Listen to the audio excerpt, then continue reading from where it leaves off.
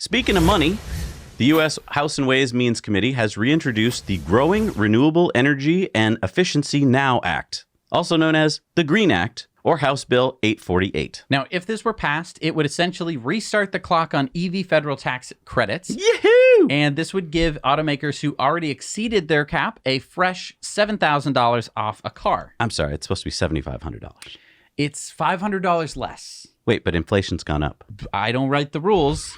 This is the bill. This essentially sits on top of the old EV tax credit, which you'd get up to 200,000 cars, and then it would half for 2 quarters, and then it would half again, and then it would go away. Essentially, now instead of having and doing all that stuff, you would get $7,000 off a car up to 600,000 cars Per manufacturer? per manufacturer. Oh, wait, so is Tesla already beyond that, though? Well, I think that everyone who bought a car in the middle doesn't count. What? They're not going to get their taxes. I mean, I don't think that they're going to get any tax credits. Because keep in mind, Tesla sold about 500,000 cars last year. Of course, not all of them in United States. You're saying they're going to start the clock again? Like at zero? At 200,000. So they go to 200,000, and then once they get to 600,000, that's when then it's just over. No, but I mean, Tesla already got past that. So Tesla's going to start again at 200,000? I think so. I'm going to look up the bill right now. Okay. 2 hours later. There is no bill right now. It hasn't been introduced yet. I mean, it's been introduced, but they haven't actually published the language. Right. I can't look anything up. So we don't know exactly what's going to happen. I mean, it could be that, everyone who already bought their car and didn't get the full tax credit could refile their taxes and get the credit. It seems very complicated and silly. We need to see the language. Absolutely. Or it could mean that a new Model 3 could sell for $31,990 before state incentives. That would be awesome.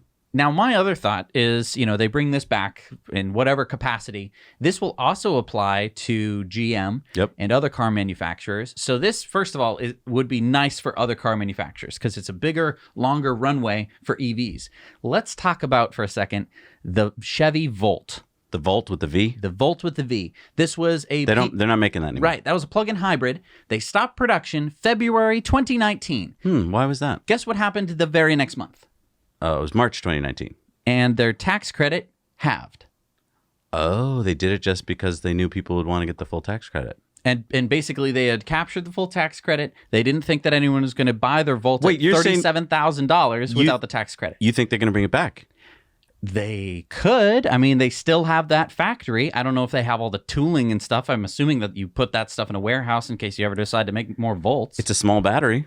It's a smaller battery, so they could actually make a lot of them. Now, it's not my favorite EV in the world because it is a plug-in hybrid. It has a gas engine in it, but it does fit a lot of people's needs.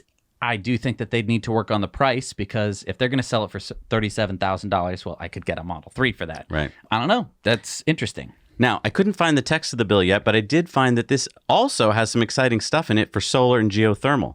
The solar and geothermal energy property tax credit is being extended. You can get a 30% credit through 2025. It then phases down to 26% in 2026, 22% in 2027, and then 10% thereafter.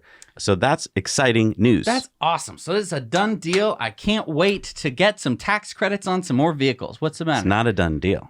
This is being introduced by 34 co-sponsors. All of them happen to be Democrats, which means that it's probably going to be a very partisan bill, which means it's probably going to come right down to the final votes. And what does that mean if you're a senator and you know that your vote really matters? That you feel special when you cast your vote? Maybe. What else? That you can hold up the process and get some pork. It's time to load some pork in the back. Let's get some pork in my state. What are you talking about? What's pork? You hold things up so that you get what you want in your state. Well, if you want that bill to be signed, then I want some stuff for me. Oh, so by having this split bill of people who really wanted it. It's going to suck because all of these senators and representatives are going to try and load up on their own thing. And so here's the thing. This is where you guys come in.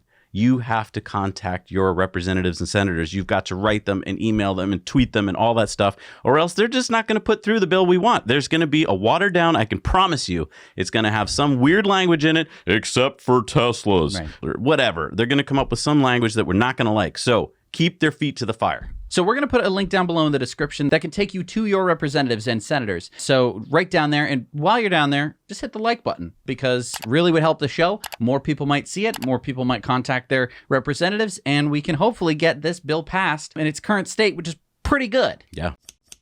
Hey everybody, thanks so much for watching Now You Know Clips. You can watch full episodes of Tesla Time News on Mondays and in-depths on Fridays. Just click the link down below to head over to the Now You Know channel.